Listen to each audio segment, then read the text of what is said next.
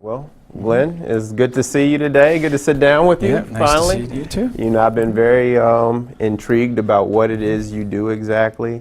And I guess we can just start there, you know, just jumping right off the bat and just kind of demystifying what you do here because, you know, I know you do something with audio, but could you just expound a little bit on what else you Absolutely.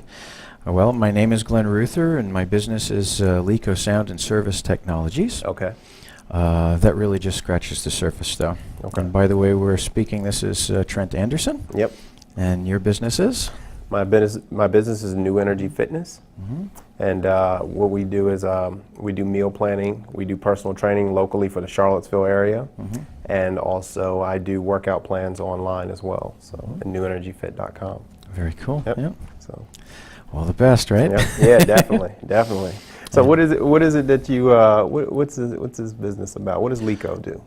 So LICO is an acronym that it actually stands for Live Improvisational Composition and Orchestration. Okay. And the idea is that we are best and most honest and sincere when we are instinctive and we live instinctively. Wow. So we come to understand ourselves better when we can perceive ourselves instinctively. So kind of like in a natural state rather than, not to say a prepared state, but just a manufactured state. So, not in a manufactured state. So not in a manufactured state, absolutely. Yeah. Okay. I mean, we improvise our way through life. And that's the way I approach music. You know, and improvisation means different things to a lot of different people. Right. To someone who's familiar with jazz, they think of improvisation as playing over the top of a chord change and stuff like that. But with LICO, live improvisational composition and orchestration, you're performing the whole process at the same time. As an improv. Yeah. What do you think are like the benefits of doing it as an improv? Well, my whole approach is revolving around connection. If we look around in society today, what I see, and I think what a lot of people see, is that people are connected more with what's going on in the world around them. They're connected with their idols, their stars, whether it be sports or music or TV, great big media, corporate product, really. Right. And they're defining the boundaries, the limitations, the character. They're deciding, who is being put up front and why. Yeah, and what you like and right. Got it. But the idea with what I'm doing, the focus is really on not what I call the outer verse, but the inner verse. So when I speak about the inner verse, the outer verse, as we all know, is really an infinite space. Right. But people don't really think much about the inner verse much. They don't have much of a relationship with themselves. They have relationships with things that exist in the outer verse. So I have a question for you. So you mentioned that the outer verse is an infinite space. Do you believe the same is true for the inner verse? Yes. Okay. I see. And that's a really cool concept, that whole outer verse, inner verse, because I've had some similar thoughts on it. I've said before to various friends of mine, we all share the same objective reality. However, our reality, so to speak, is very subjective, and that's what leads people to different paths in lives. One person may drive this car or have this job or have this house and live in this neighborhood because of their inner verse. They're so subjective in that regard. So everybody comes from their own perspective. Absolutely. And the way I put this into the sign of the infinity. So the symbol of the infinity is an ancient symbol. Yes. But at one point a few months ago, I just had the symbol of the infinity on one side, and I had this concept of reality, not just my reality, but a common reality that everybody has. And I put the two together, and I said, okay, so one side is the inner verse, the other side is the outer verse. The symbol itself indicates balance. Yes. But in the middle, at the nexus, is life. Yes. It's how we communicate and experience the outerverse, and it's how the outerverse communicates and experiences us. Got it. So when someone in the outerverse, like you, for me, okay, Yeah. you are part of the outerverse. Exactly. When you communicate with me, you are coming to me through my senses, Right. and you are looking in my eyes, and you know there's something back there. Yeah. And yeah. that's my inner verse. Wow. Wow. So what are some factors that you think influences people's inner verse? Because we've already established that the outer verse is objective reality, and the inner verse is the one where your perceptions and everything else comes into play. Do you think it's something like, we all know we have 5 senses in which we perceive the world, the outer verse around us. Right. Do you think somebody may have sharper senses in one area, or Oh, yeah. is there some innate quality about us that we're just born with that shapes our perception, or is it genetics, hereditary? You know, what is it that you think shapes that subjective reality or that inner verse? Everything. Everything. Everything, and then what you choose to Wow. at a certain point. Wow. Yeah. Wow. I mean, everything you have connections that you make with the world. Right. And there are things that as you're growing up, you connect with and you latch onto, and they become interests. And that is the fruit that is born in the outer verse, in this world as we know it. And that becomes a seed within us that we choose to either nurture or ignore. Yeah. And if we ignore it, it lays dormant. Uh-huh. Does it die? I don't know, and I'm okay with that. Yeah. But Yeah. Yeah. you know, yeah. the bottom line is that it is there. There is a connection that has been made, and it is our choice what we do with What that we seed. do with that. Wow. Wow. Yeah, that's I mean, it's a super interesting concept of how each of these universes influences one another. It's absolutely fascinating. You know, just as like you said, you know, things and life experiences in the outer verse can have an impact on the inner verse and how somebody feels and how somebody perceives the world. Yeah. Also, a person's inner verse can affect the world around them. For example, look at Gandhi. You know, when you look at Gandhi, you know, who he was as a person and his character and just what he brought to the world. You know, it impacted. absolutely. It had an impact. And Mother Teresa. Yeah, exactly. Mother Teresa. And there's tons of people. Yeah, tons of people. So it's just interesting to me how it's like this cooperative that's going on. You know, and then if you really think about it, there are 7 billion cooperatives, you know, going on at the same time. This is a wild thing that we're in. You know. Yeah. There's a whole lot of potential for positive, Yep. and that is the hope. Yeah. But there's also a whole lot of potential for negative. Absolutely. So, And- yeah, my feeling is that we should all be focused on the proper thing for ourselves. Meaning, when we have a seed within us, it's something to connect with. Right. It's something to nurture. There is a relationship to be had with that seed that you have, that interest. And when you connect with it, it's like you're a gardener. You help it grow. Right.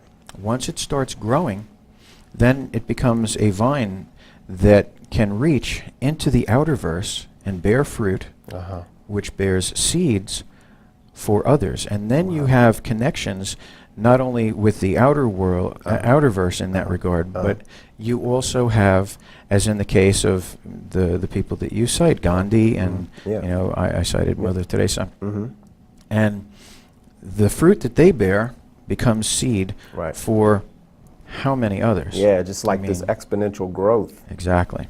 Wow. So love is contagious, but also hatred is contagious. Hatred is contagious, and that's something that I always found fascinating. It seems almost to me that hatred seems to spread faster. The negative energy tends to spread faster, and I always wondered why that is. You know, and it's amazing that we're even standing here today. You know, world wars and you know, I mean, negativity just spreads so fast.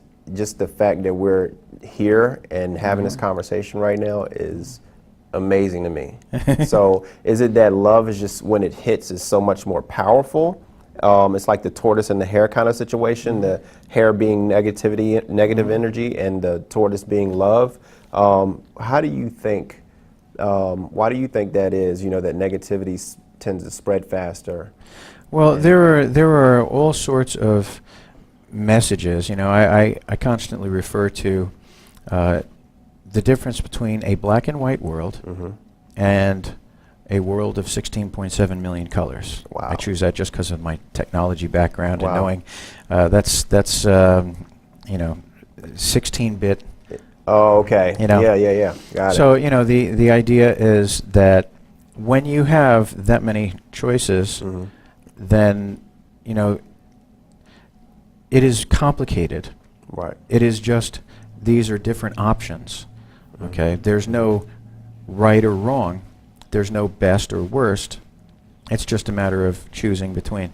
But in reality, that complicates our situation. So in other words, you think of when you go to a restaurant and you see tons of stuff on the board. How long does it take you to choose what you got? Yeah. And the idea is, if we can simplify our lives, then things can really start to happen, things get clear, and the number of choices becomes less important when you can clear away distractions in your life. Wow. To be able to focus on what's real. And that's one of the things that really clicked with me with the symbol of the infinity, and combining it with this whole concept, because the balance between the inner verse and the outer verse in this day and age, in this society, is way lopsided. Yeah. And part of the problem that results in that is that people try connecting with things in the outer verse, and it winds up coming up as being an empty sensation in a lot of ways. There's no personal connection. It's like we're almost commentators and spectators. Yeah, that's right. There's less personal involvement. There's less of a relationship with what you're doing. Right. And one of the things that I do with the music stuff is, because I've nurtured this and I've listened to what I hear inside me, in my inner verse, that seed, I've nurtured it, and now I can sit and I can play. It doesn't matter what instrument, but I connect with it, I listen to it, and it becomes a relationship. It becomes a duet in a way. Okay. And the idea is that kind of relationship, when you have a connection with something in yourself, becomes a relationship based on unconditional love. Unconditional love is an interesting concept to me, because I've always believed in it. I've always believed in, not judging. Right. Not really setting conditions or, expectations or anything like that, because there can be distractions and complications and ripples all over the place that are caused by that. Yeah. However, when you're focused on what it is that you're doing, and I lost my train of thought. It's all right. I was just thinking, because we mentioned earlier about how this outer verse can plant seeds in someone, and they can choose to nurture it. We're going to back up a little bit. When a child is born, do you think there are already things in their inner verse?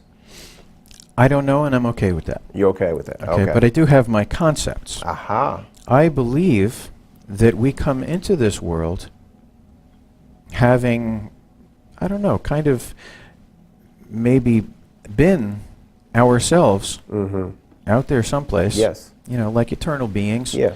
But that we've kind of like had to pass through the cloud of unknowing. Right. As I've heard it called. I read a book when I was, a kid. It's funny because I believe Einstein said, like, energy can neither be created nor destroyed. So if at the most basic level, if we're just energy, we're vibrations, this table, the chairs, you and I, we can neither be created nor destroyed. We always were, always will be. Yeah. Yeah. Yeah. And I find that very fascinating. And You know, and I do believe, you know, that we've been through many lives or many other worlds or universes. And one of my philosophies is everybody has a message inside of them, and everyone's trying to express it.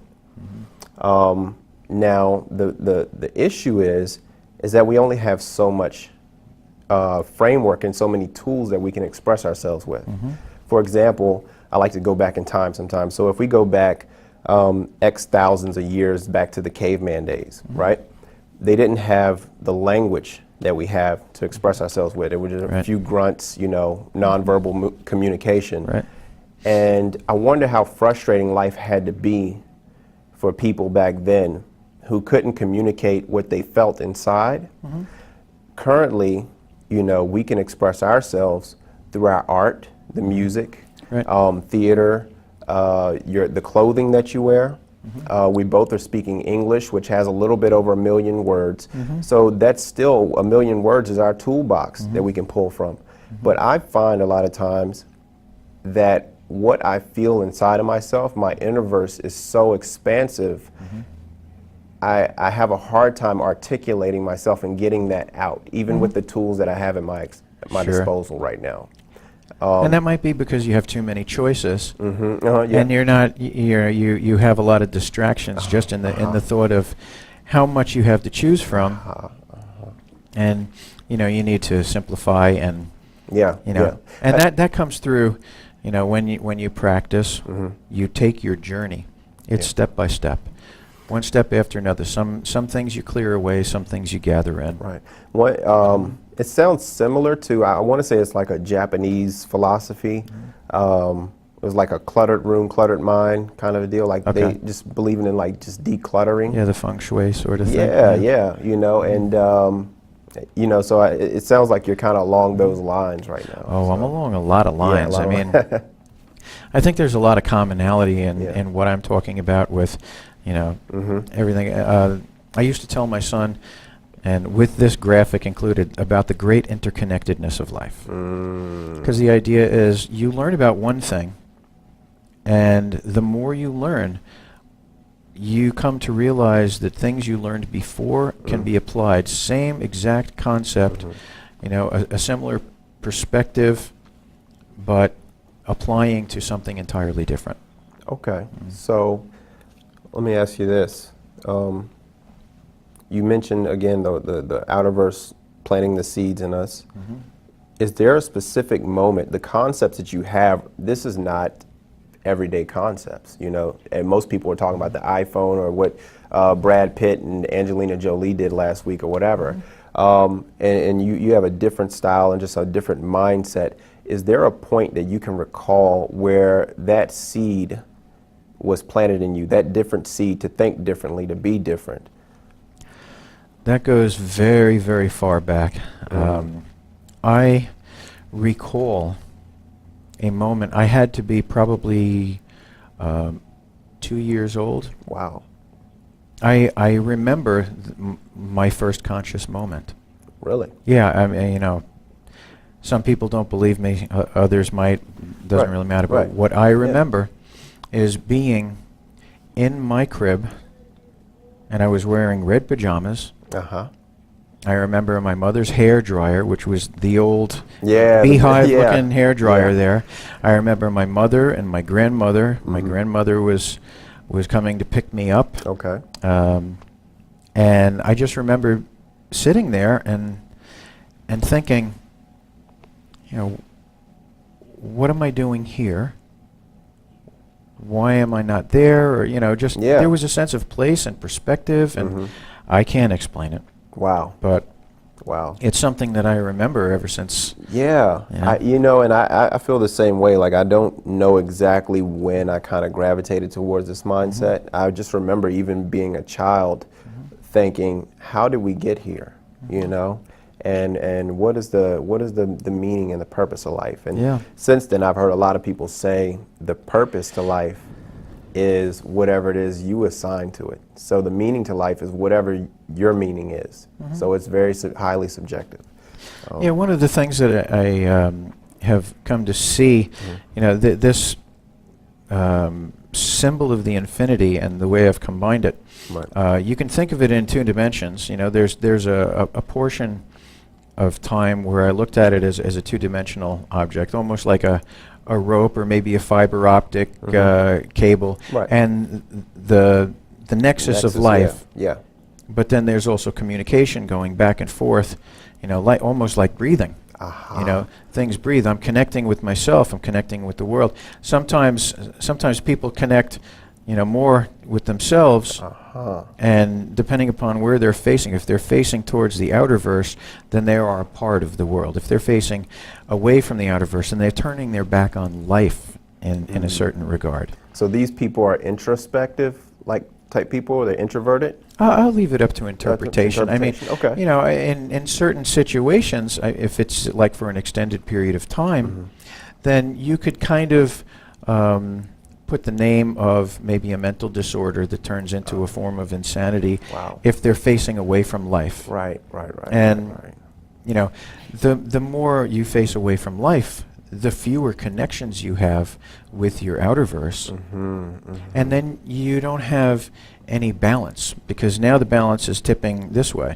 And the same thing holds true for, you know, if you focus all on your outer verse and everything that's going on with Angelina Jolie and, and Brad Pitt and you know, everything else that people worry about, and not fulfilling what you got in your inner verse. Yeah. But you know, the other interesting thing is that it's like, how can everybody be like that and still maintain the commonality of the outer verse? And then I came up with the realization that we are parallel universes to each other. Right. You know? Right. And that's like, you know, if it's an outer verse and it's an inner verse, then, you know, how do they connect? Well, this is the perspective from here. You know? Yeah. Mind, body, spirit. You know, my body is in the outer verse. Right. But the inner verse is my mind and spirit. Right. And that's kind of like I said earlier, 7 billion spirits enacting on the outer verse, on this common reality. Through the nexus of life. Yep, through the nexus of life. Wow. That's absolutely amazing. Yeah, it's super complicated. And also another theory I had is that maybe we're all the same being or entity experiencing life. Like I could come back as you on this exact same timeline in another lifetime. I don't know, and I'm okay with that. You say okay with that? Yeah, that's my answer I like to a lot that, of you know? yeah, that's my answer to a lot of things, because there's so many questions and people are fishing for answers and they're taking a stance. But when you don't know, you have to, you know, at some point turn around and say, I don't know. I really don't know. I theorize, I feel, I have a conviction, I have a sense, but I don't know. I've got one for you. So there are these two distinct things, the inner verse, the outer verse, yet they interact with each other. I believe, and you know, people are so like enamored with their technology and their smartphones and blah, blah, blah. I actually think that it's going to be this situation where technology becomes the thing that helps us release what's inside of us. You know, they have the computers now, or the situation now where they're hooking the electrodes to people's head to try to read their thoughts. Right. You know, I think that technology, that this thing from the outer verse, may be able to liberate everyone's inner verses. How cool is that going to be? I mean, what do you think about that? I think that, you know, things are moving in all different directions at the same time. Yeah. But what's really important is our perspective and the balance that we maintain in our lives. Because we really have to have the balance between the inner verse and the outer verse in order to be able to have confidence, to be able to have a sense of awareness. You know, the experience of unconditional love that I talk about with an interest that you have, a seed in your inner verse, becomes a relationship. It's like a best friend. Yeah. So if you turn away from, turn your back on life, Right. and you find your friend, and you latch on, and you build, and you just go in that direction of expanding that relationship, that can be considered insanity. Yeah. And again, you're out of balance. Yeah. However, if you are nurturing that, and the seed becomes a vine, and then the vine reaches through your life and is shared with others in the outside world, you have something to offer. And when you have something to offer, something that's interesting, and you have this relationship with that interest that you have inside you, the connection that you've made becomes the relationship I was talking about, based on unconditional love. Yeah. Because you love what you're doing, Yep. and you have unconditional responses. Right. It's not predicated on history or circumstance or anything else. It's based upon, you do this and you get some satisfaction back because you love doing it. Right. And you develop that relationship.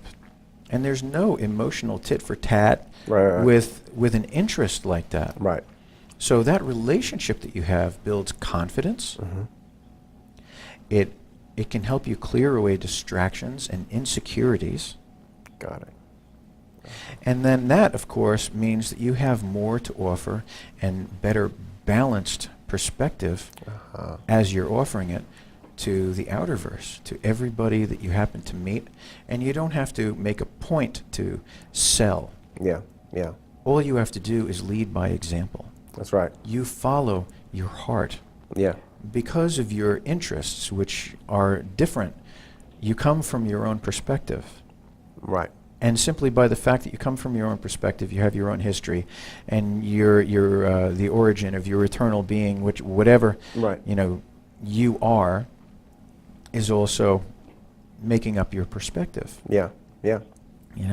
Wow. The nexus of life that's sitting in the middle of the infinity is all of our senses. And that's how we receive. Yep. And when we're receiving from the outer verse, sometimes we are accepting connections which are actually nothing more than reflections. Because it's one-sided. There's no relationship that we really have with things that are on the outer verse. They can plant seeds. Right? Yeah. And then the interest on both sides creates a real connection. Got you. When I think of Angelina Jolie and Brad Pitt, as you're mentioning, there's no personal relationship. There's no feedback. Right. There's no, Yeah. Yeah. no conversation. Yeah. It's the message that's delivered, and someplace in my innerverse, it can be popped up on a screen in terms of memory. And that's the only connection I have, is with a reflection, a projection. Got it. But when I am following in my music or my woodworking or, my electronics projects, I'm nurturing life. Yeah. When I'm playing my music stuff, I start with a single note, and it builds, it grows, it flourishes, it does things, it moves people, it moves me, all because it's something that I nurture, and I can take it and direct it and share it. So I'm taking it from my inner verse and bringing it to the outer verse to share. Right. Now, with my music, I've never been a musician by profession. I've always been an IT guy. Okay. But I've never forsaken my path. That's where I live, is on this path with music and technology. And at the bottom, at the base of it, the very foundation, is connection. Wow. Nothing is more important. Did we really. touch on when you started with the music? Well, I started singing in a church choir when I'm 7. Okay. I actually took clarinet lessons when I was in elementary school, played in the school band. Do you recall how you felt during that time when you were playing the music and the clarinet? double-edged sword, and that's one of the things that I come at in knowledge when I'm presenting my ideas about the music within, which is one of the programs that I'm working through, and it's based upon the foundation of the science, symbol of the infinity. Yeah. But so when I was playing clarinet in elementary school, my music teacher was not terribly connected, other than to, okay, next student, come in, Yeah. practice your lesson, let Just me running hear, them through the mill. and then Yeah. and then you're out. Right. And I remember being at home, I practiced my lessons, I was able to do my part, but secretly on the side, I was playing a piece called Moon River. I don't know whether you've ever heard of it. Never heard of it. Way Yeah. back, I think it was a song from Johnny Mathis years and years ago. Okay. And I mean, I was 7 years old. Yeah. Yeah. But that was the song that resonated with me. I really connected with it. And after I was done with my lesson, I would work on playing that piece with as much feeling as I could pull out of me. I wanted to give it life. It almost deserved life. Yeah. And I wanted to give it life. Wow. And I remember when I presented that to my clarinet teacher, the band teacher in school, I asked him a couple times at lessons, I'd love to be able to share this with you. And he said, yeah, not now. Now's not a good time. But Yeah. And then eventually he said, oh, okay, go ahead. And I played it. And he said, yeah, it was very good. Okay. And that was it. So that kind of killed Yeah. my connection with band, disillusionment, Yeah. etc. But I felt the connection. There was no denying it. I knew that I had it within me. I never gave it up. Wow. And when I was singing in church choirs for years and years, I did a lot of solos, and little boy Yeah. Yeah. singer who could hit his notes and Yeah. stuff like that. Yeah. Was, so I retained that connection, and then I actually went back to lessons with a guitar, and the guitar teacher that I had, who was very short-lived, same sort of situation, totally disillusioned in terms of. Here was a guy who was showing us chord changes, showing us what to play, but he was more interested in us doing what we were told to do. Yeah. And that's it. I think that's a lot of the educational situations are very arbitrary.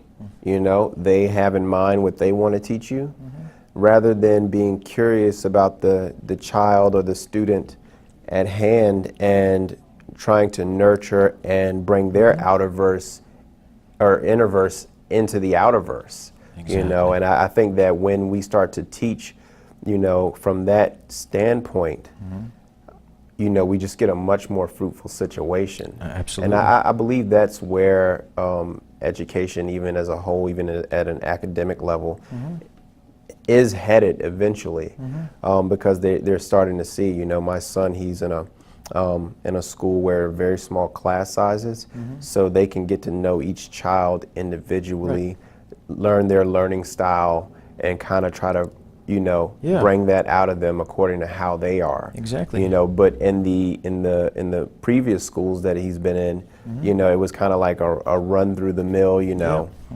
situation where it was, everybody gets taught this way, and then you get the students who, are just sleep in the back of the class. They don't even want to go to school anymore. Because it's boring. they don't connect. They don't connect with it, and I think that's we're doing ourselves a disservice as a society, because we're not bringing up the next Elon Musk or the next Richard Branson, that could have been, but they were asleep in the back of the class because they weren't connected.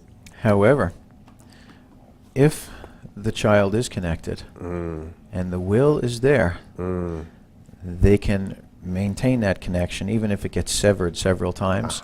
It's because the connection, may be here nor there. Right. But the seed is there. And the seed is their responsibility and their, interest. Right.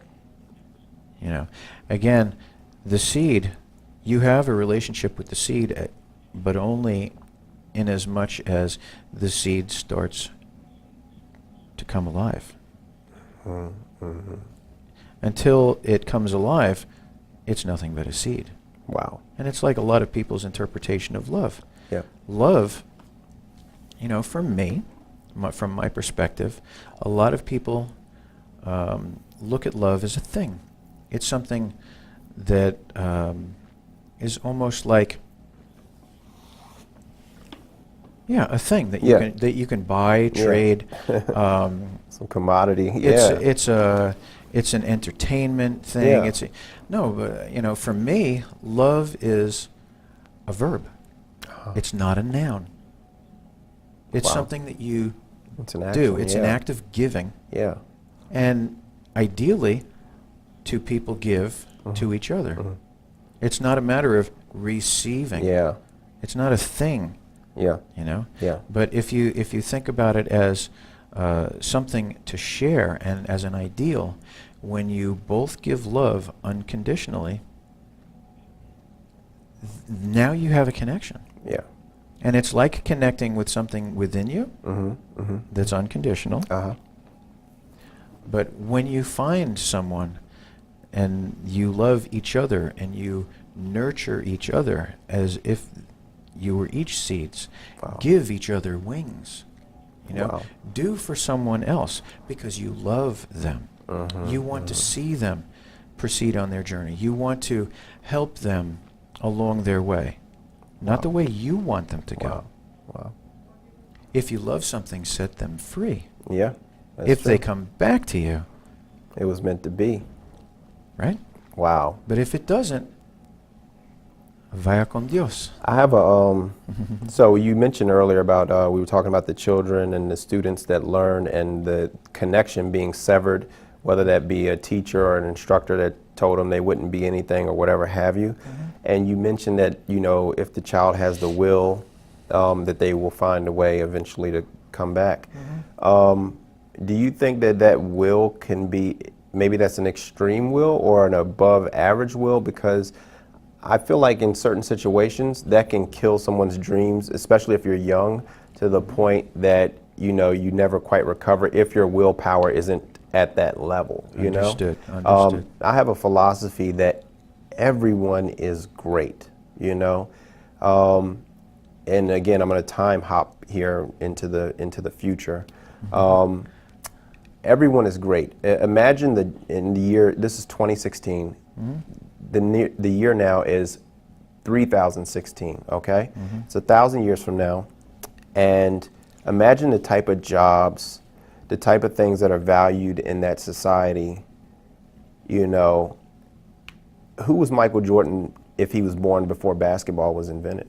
The more tools and resources we have at our disposal is going to just pull more of this innerverse out of us, That's an interesting, I can't say perspective, but it's an interesting paradigm or paradox, because I think one of the foundational things, a lot of people say now is the most important moment of your life, and I believe that. Yeah, absolutely. Now is the most important moment of our lives. But what is now, really, if it were not for here? The circumstances in which we find ourselves now. Right. And I think there's so much kicking and screaming that goes on with a lot of people. They don't accept the circumstances where they have. They can say that now is the most important moment of their lives, but now would not be now had it not been also for the inseparable link with the here that we have. In our present circumstances, I believe nothing happens without a reason. Right. So it's a matter of what we do, the choices that we make, that determines our reality. Wow. So when you talk about kids that get their will snipped and they disconnect, there's always the opportunity. In religious terms, there's always the opportunity for forgiveness. Right. There's always the opportunity to love. Right. There's always the opportunity to help grow. There's always the opportunity to fight. But the idea is, what do you do? What do we all do Right. with the here and now that we are given? Very true. So, when I think about the here and now, it's I am here now. Right. Because also what I am now is in motion. Wow. Wow. Yeah. We are constantly changing perspectives. The difference between me and you is our perspectives. That's right. Our experience, Yeah, our history. yeah. And I look at that from a 3D perspective. Wow. We are somewhere at a given moment with a certain perspective, facing in a particular direction. That's our view of the world. So That's right. Yeah, I mean, you're absolutely right with that. I mean, we always have a choice, and again, a lot of our choices are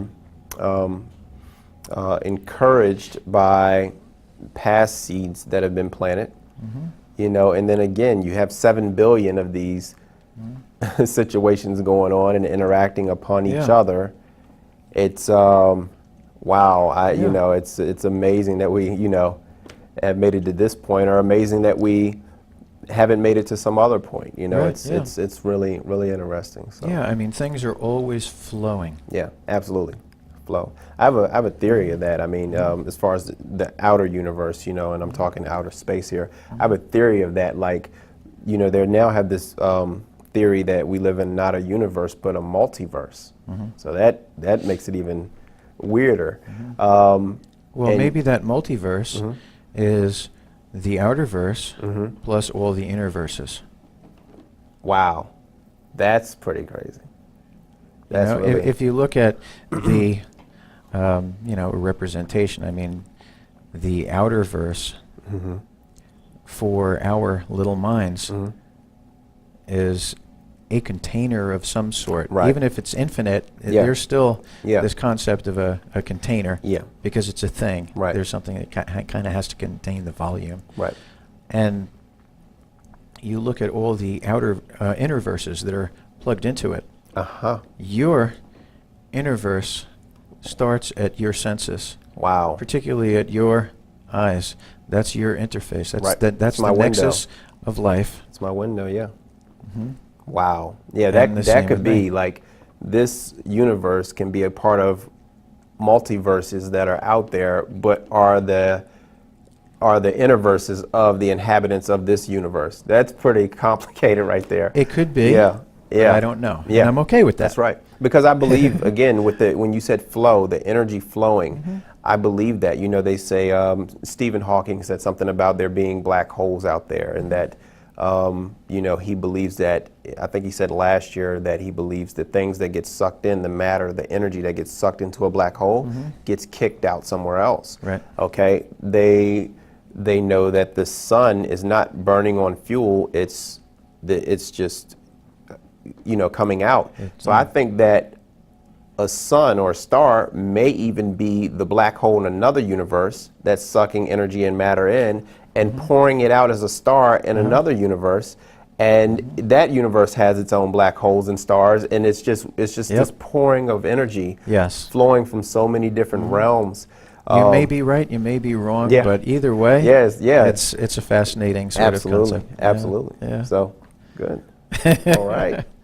All right. Well, I mean, I don't think I have any more questions. I think we covered a variety of topics, and I feel pretty good about it. Yeah. No, it was definitely fun. Great talk. I'm wondering if you wanted to expound a little bit upon your business. Yeah, I mean, not too much. I just wanted to say, on my point earlier when I was saying, I believe everyone has something they want to express, from the type of shoes they wear, the type of shirt and haircut they have.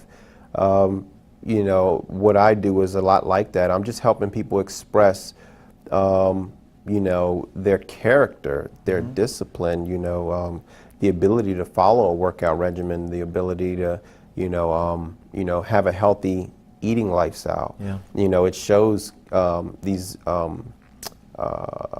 intangible things, such as your character, your discipline.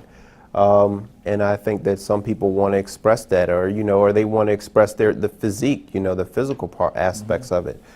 So that's what my business is doing, is trying to get people to tell their story, even in this sector and in this regard. So yeah, To try and connect absolutely. with themselves. They're trying to connect with themselves. That's right. And some people, they want to get that recognition even from themselves. Of it's about proving it to yourself. I have the discipline to do this and to achieve this fitness goal. Yeah. So they want to do it so that they can recognize themselves, and recognize their discipline. So Yeah, it's amazing what people can accomplish. First for themselves, right. because there's a self-preservation in terms of, life being constantly at work. Right. Right. And our bodies have a lot to fight against. Yeah, it's a lot going Without on. us knowing about it, Right. our body has a lot to fight against in order to sustain life. Wow. And for us to forget about that is basically our slow and timely undoing, That's right. Right. That's right. So stay healthy and work out too. Absolutely. That's part of the deal. Yeah, Perfect. but discipline, will, it is our choice. And one of the things that I always look back to ever since there's a TED talk on Mel Robbins. Okay. Mel Robbins talks about the 5-second rule. What's that? And it's really fascinating to hear her go through the pitch that she did. I highly recommend that you watch that. Mel Robbins, I'll check that out. TED Talk. And she is a force to be reckoned with. Wow. But her perspective is something that I think everybody can benefit from in just the regard to, okay, we have these seeds within us. Okay, people connecting with their physical being to be able to maximize its operation, which is also going to have an effect on your brain functionality and your mind. Consciousness, okay? If we become a more healthy being, then we can run certain systems on autopilot. But without it, it's another story. However, the discipline and the will, everything for a lot of people runs on what you feel like doing. Correct. So having a to-do list is functional for some people. Well, I have also, because I know about this side of myself, and it's a side to everybody, is having an I don't want to do list. And the idea is, if you can list those things that you don't want to do, you can realize that there's a balance that's being abused, a potential balance that results in the discipline and the will that you're paying attention to here, but you're kind of ignoring its existence. And the idea is you need to have both of those things, and that's something that I've been applying through this program. There are things that I don't want to do, and it's important to make those, at least a mental list of those things that I don't want to do, because it's critical to a properly organized business. And the same thing with a person. You wake up in the morning. What do? You're tired. Well, you're tired. That means your body feels like sleeping. But if you just get up on your feet, start your day, energized. Do you love life? Prove it. Nice, nice. Great talking to you. Great talking to you, Glenn. This is wonderful. We got to do it again sometime. Yeah, absolutely. So, perfect, man. Awesome. Very cool. The energy is palpable. That's good. Perfect. Awesome.